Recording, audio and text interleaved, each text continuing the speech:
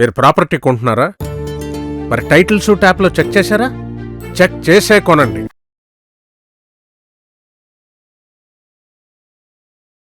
Ma'am, anaemia అనేది కూడా మనం చూస్తున్నాం. ఎక్కువగా ఫీమేల్స్‌లో అనీమియా అనేది ఎక్కువగా ఉంటుంది. అసలు హిమోగ్లోబిన్ తక్కువగా ఉంటుంది. ఎందుకు అలా సడెన్‌గా డ్రాప్ అయిపోతుంది? కొంతమందిలో అయితే 4 పాయింట్స్ ఉంటుంది అని అంటూ ఉంటారు. అంత సడెన్ డ్రాప్ అవుతుంది. వీటికి సింప్టమ్స్ ఏమైనా ఉంటాయా? అంటే మనం వీళ్ళకి అనీమియా ఉంది. కొంతమంది విలేజెస్‌లో అయితే టెస్ట్ కూడా చేసుకోరు కదా! సో, అలాంటి వాళ్ళని ఎలా గుర్తించుకుంటారు? యూజువల్గా అనీమియా అంటే హిమోగ్లోబిన్ తక్కువ ఉండడం. Normal haemoglobin should be 12 to 14 grams మధ్యలో ఉంటుందన్నమాట. సో మెన్లో it can be up till 16 grams. So ఫీమేల్స్లో యావరేజ్గా we see most commonly anaemia అనేది 10, 11 మైల్డ్ అనీమియా ఉంటుంది. కొంతమందికి ఇట్ ఈస్ లైక్ 7 to 10 మధ్యలో మోడరేట్ అంటాం. సివియర్ అంటే లెస్ దెన్ 7 ఉంటుంది హిమోగ్లోబిన్. సో ఇలా అంటే లైక్ కొంతమందికి సిమ్టమ్స్ తెలుస్తాయి వాళ్ళకే, లైక్ హిమోగ్లోబిన్ తగ్గుతుంది, మరి 7 కింద డ్రాప్ అవుతుంది అంటే వాళ్ళకి కాల వాపులు వస్తాయి, హెయిర్ లాస్ అవుతూ ఉంటుంది, టేస్ట్ తగ్గిపోతుంది వాళ్ళకి. కొంతమందికి ఐరన్ డెఫిషియన్సీ ఉన్న వాళ్ళకి పైకా సిమ్టమ్స్ అంటారు. వాళ్ళకి మట్టి, సిమెంట్ అవన్నీ తినాలి అనిపిస్తూ ఉంటుంది, సాయిల్ తినాలి అనిపించడం. సో అది పైకా సిమ్టమ్స్ ఉంటాయి అనమాట. అవి తింటారు వాళ్ళకి ఐరన్ డెఫిషియన్సీ వాళ్ళు. సో చాలా మంది చూస్తాం కదా, అది తినాలి అని అనిపించింది అంటే దట్ పైకా అంటారు దాన్ని. సో అది మనం అప్పుడు చూసుకొని వాళ్ళకి చెప్పొచ్చు, మీకు ఐరన్ డెఫిషియన్సీ ఉంది, మీరు ఒకసారి చెక్ చేసుకోండి అని చెప్పేసి. And other reason is apart from iron deficiency, vitamin B12 అనేది లో ఉండడం వల్ల కూడా హిమోగ్లోబిన్ తక్కువ ఉంటుంది. సో మన బ్లడ్ ఫామ్ అవ్వడానికి iron, vitamin B12, folic acid అనేది చాలా important. So vitamin B12, folic acid deficiencies వల్ల కూడా మనం అనీమియా చూస్తాం, ఎస్పెషలీ వెజిటేరియన్స్. ఎందుకంటే vegetarian food or plant based food దేంట్లో విటమిన్ B12 ఉండదు. It's only from the animal food like dairy products or non vegetarian ఫుడ్లో మాత్రమే B12 ఉంటుంది. సో ప్యూర్ వెజిటేరియన్స్లో మనం B12 డెఫిషియన్సీస్ చూస్తాం. And also iron deficiency in vegetarians సరిగ్గా diet తీసుకోకపోతే.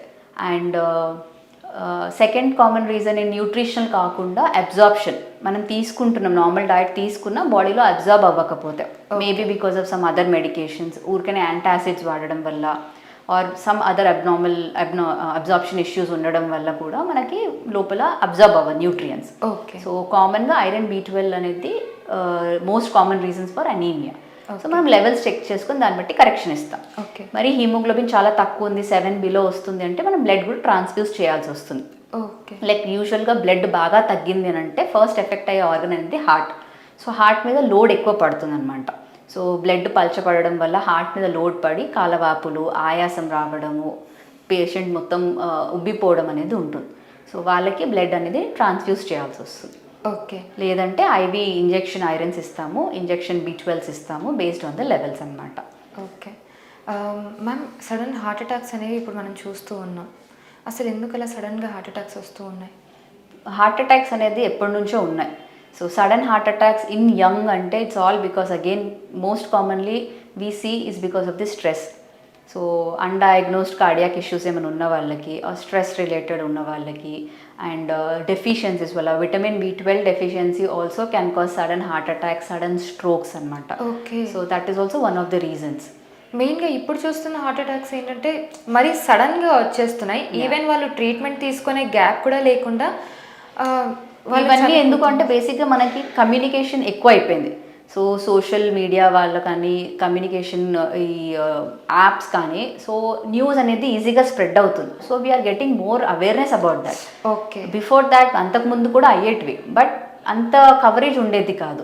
So దేవర్ అంత ఇప్పుడు ఇన్స్టాగ్రామ్ కానీ, యూట్యూబ్లో అంత వెంటనే వీడియోస్ అప్లోడ్ చేయడం, వెంటనే న్యూస్ రావడం అనేది ఉండేది కాదు. బట్ రైట్ నౌ అది ఉంది, యాక్సెసిబిలిటీ ఎక్కువ అయిపోయింది కాబట్టి మనకు అది ఎక్కువ న్యూస్ వింటున్నాం. But before that also it use to be there. ఇప్పుడు మెయిన్ కామన్ అంటే డయట్ ఒకటి and deficiencies, these are the most common issues అన్నమాట మనం చూసే దాంట్లో. మొత్తానికి సగానికి పైగా డిసీజెస్ మన లైఫ్ స్టైల్తోనే వస్తాయి, most of them as because of that. Irregular periods, I mean మంత్కి ట్వైస్ వస్తూ ఉంటాయి. PCOD రిలేటెడ్ అని చెప్పొచ్చు అంతే. ఇర్రెగ్యులర్ పీరియడ్స్ అంటే PCOD కవర్ అయిపోయింది. థైరాయిడ్, PCOD ఆ ఇష్యూస్ వల్ల మోస్ట్ కామన్ అది. మ్యామ్, ఇప్పుడు మీరు చెప్పినట్టుగా vitamin B12 and folic acid deficiency, అలానే విటమిన్ D డెఫిషియన్సీ కూడా చాలా ఎక్కువైపోయింది. దానివల్ల కీళ్ళ నొప్పులని, నైట్ టైం నిద్రపోయినప్పుడు మజిల్ క్రాంప్స్ రావడం ఇలాంటివి జరుగుతూ ఉంటాయి. అసలు విటమిన్ D డెఫిషియన్సీకి ఎలాంటి జాగ్రత్తలు తీసుకోవాలి, అంటే మళ్ళీ ఎలా రీగెయిన్ చేయాలి? విటమిన్ డి అనేది మనకి ఎండ మన స్కిన్ మీద పడినప్పుడు బాడీ విటమిన్ డిని ప్రొడ్యూస్ చేసుకుంటుంది. సో మనకి ఆ ప్రికర్సర్స్ ఉంటాయి బాడీలో. సో సన్లైట్ మన స్కిన్ మీద పడినప్పుడే మనకు ఆ విటమిన్ డి అనేది కంప్లీట్గా బాడీకి అందుతుంది. ఇప్పుడు కామన్గా మనం చూసే విటమిన్ డి డెఫిషియన్సీ ఎందుకు అని అంటే most of them we are indoors.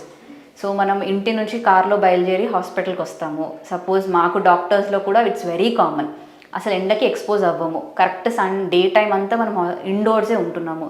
And work from home చేసేవాళ్ళు కానీ హౌస్ వైఫ్స్, సో మోస్ట్ ఆఫ్ దెమ్ మనకి ఎస్పెషలీ సన్లైట్ ఉన్న టైం అంతా ఇండోర్సే ఉంటున్నాం. సో అవుట్డోర్ వెళ్ళడం అనేది చాలా తగ్గిపోయింది. సో మెయిన్గా మనకు కావాల్సింది సన్ రైజ్ అండ్ సన్సెట్ కావాల్సిన ఎండ. ఆ టైంలో ఎండకి ఎక్స్పోజ్ అవ్వడం చాలా ఇంపార్టెంట్. సో మనం we have to make sure sunrise కానీ సన్సెట్ టైంకి ఆ ఎండకు అనేది ఎక్స్పోజ్ అవ్వాలి. At least 10 to 15 minutes every day. That is a natural source of vitamin D. Okay. And మధ్యాహ్నం ఎండ అనేది యూవీ రేడియేషన్స్ అంతా ఎక్కువ ఉంటుంది. సో సన్ బర్న్స్ కానీ స్కిన్ క్యాన్సర్స్ అవన్నీ ఉంటాయి కాబట్టి we don't recommend during that time. So sunrise and sunset టైంలో every day 10 to 15 minutes yoga కానీ ఆర్ వాకింగ్ చేస్తే ఆ విటమిన్ డి డెఫిషియన్సీ రాకుండా ఉంటుంది. ఓకే. దానివల్ల చాలా నాన్ స్పెసిఫిక్ సిమ్టమ్స్ ఉంటాయి విటమిన్ డి వల్ల.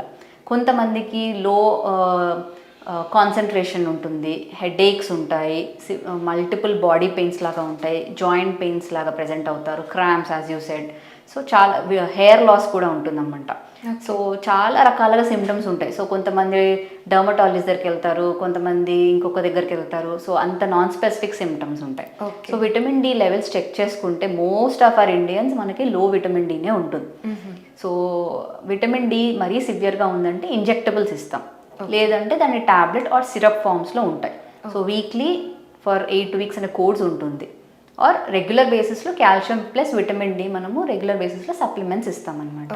అండ్ ఎక్సెసివ్ విటమిన్ డి కూడా తీసుకోకూడదు. So we have to take whatever it is recommended. Okay.